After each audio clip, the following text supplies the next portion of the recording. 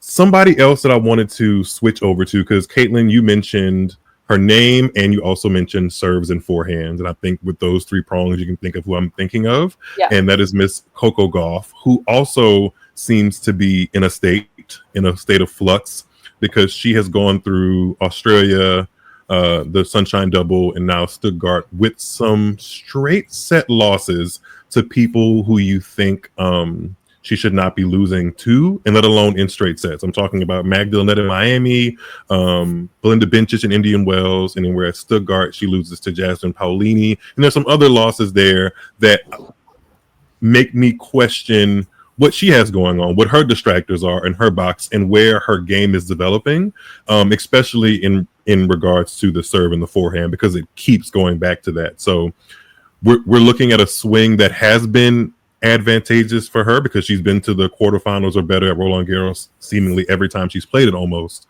But it doesn't seem like that's a given going into where we are in the season right now. So I'm interested what you guys' takes are of where Miss Coco Gauff is at the moment. Everything that I think we discussed, minus the doping ban and the Indian Wells. Thank God. Can you imagine? Thank God, totally.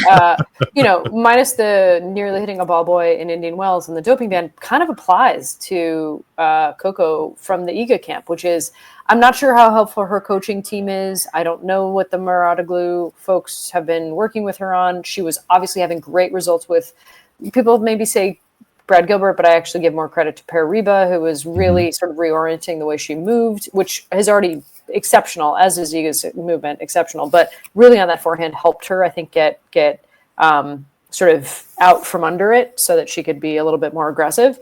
I have said this since Iga. I've said it since I watched Iga, Coco, and Iga play each other in the Roland Garros Juniors in 2019 or something. Which is, they're both great. They're both fantastic movers. They both clearly love clay. They both have pretty serious technical deficiencies, and I would love to see, especially in the case of Coco Gauff, just taking a few months off and fixing it. She doesn't have any points to defend. She's sort of out of the center, the white hot center of expectations and pressure, unlike Iga, which I think, to Liza's point, is certainly weighing on Iga's psyche and adding to a lot of the stressor of not retaining the number one ranking. Coco doesn't have that pressure. Coco, we know off court, is such a gem and so beloved and has a great family around her. I think just making some changes, like who's in my box? What are my strokes looking like? How can I readjust and reorient?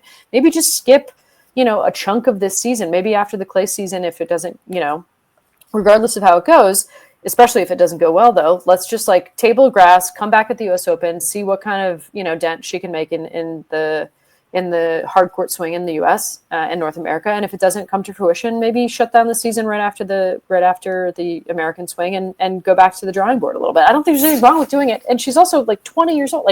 She's so unbelievably young that, to me, making a few investments, and this has been an issue, I think, for her game since I watched her as a kid.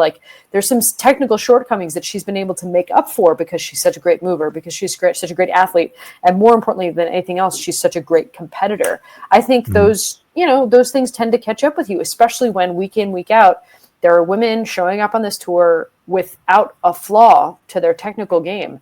And, I think you look at somebody like Mira Andreeva, who's won not only her first title this year in Dubai, but also a massive tournament title in Indian Wells, between those two, beating just about everybody who matters on the women's tour. She's not going anywhere. She's technically perfect. She has all the tools, and she's not, hitting 15 double faults a match, right? Whereas Coco is. So for me, it's just, let's take a hard look at what the technical aspect of her game is looking like, especially if clay doesn't materialize the way that it kind of needs to for her, for game and for confidence. And then, let's call an audible and just reorient some things. There's no harm in doing it. And I don't think that there will be any price to pay other than her coming back, hopefully refreshed with a few new tricks up her sleeve. I think there is a small price to pay. And I feel like for a lot of players, because while you were saying that, you were making excellent points, I was thinking, how would it actually look and how would Coco Gauff feel if she got off of the constantly rotating race that is chasing points and playing tournaments to fix something as crucial as the serve and forehand technical issues that come with that? how would she feel? Would she feel like she's giving an advantage to her opponents? Would she feel like she's like letting them in and letting them know that things need to be changed drastically? And would that affect the way they play her? Those were all the things that were going through my mind, because I wonder how it would look if Coco Gauff didn't play Wimbledon in the grass court swing or something of that nature, and how it would actually affect her game. Because there's a thought process that it would, if she takes a lovely center sabbatical, as we're going to coin that now.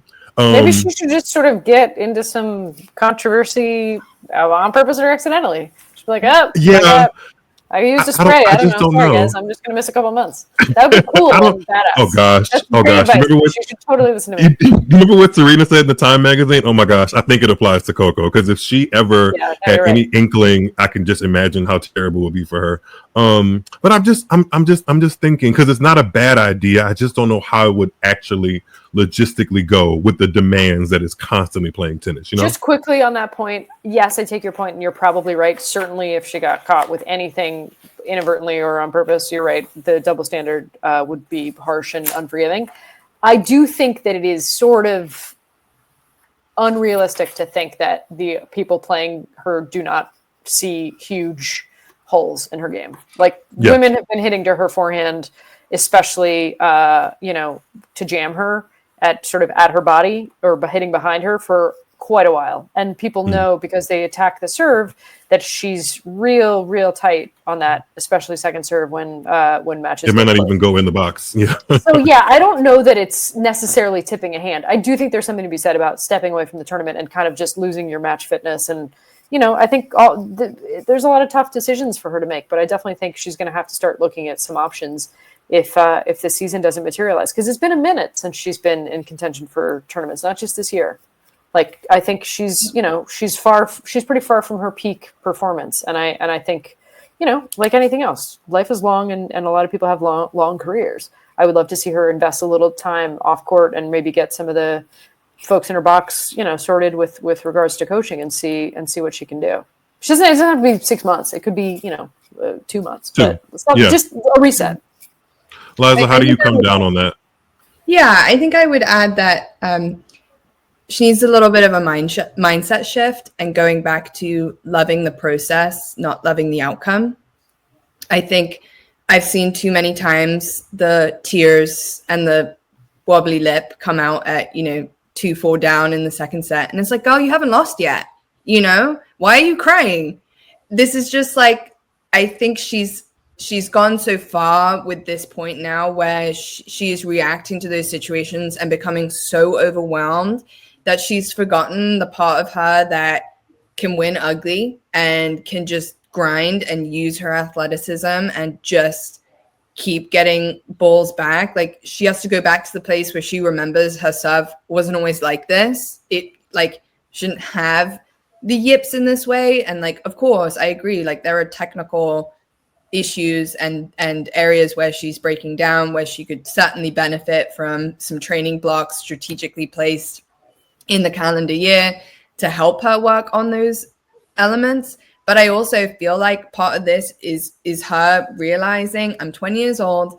There's things that I can actually change and work on while I'm still playing this tournament, playing on the tour. I am okay accepting certain outcomes or lowering my expectations in the name of implementing new things or new techniques or new strategies. And I am okay with, hey, if I need to revert back to my very core elements that make me a top 10 player, that I can dig myself out of challenging situations. Of course, not every time, but I just feel like she is hitting the panic button so early these days. Mm-hmm.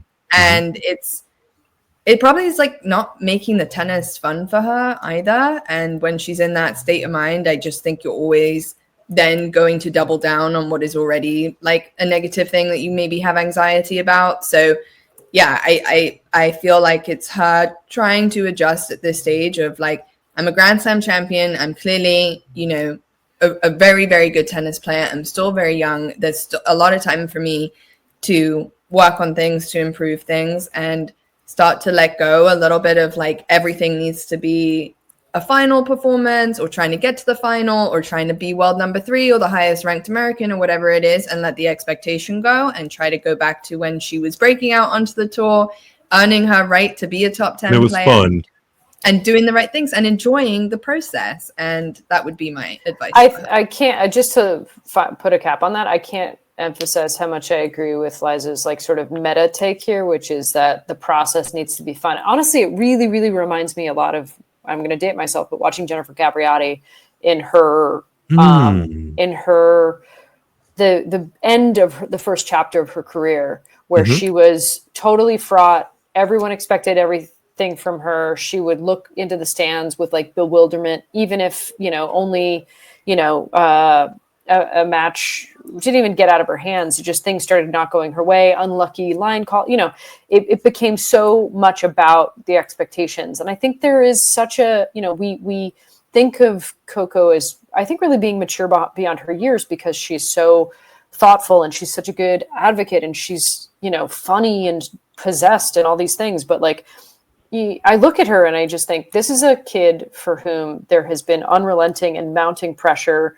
Yeah. Even after, and more so after she's, hit the heights of winning a slam. And I think what I would love to see, for Capriati, it took her like crashing out and coming back to the sport and just loving the process and becoming just like a feisty grinder, which she was not during the first chapter of her career.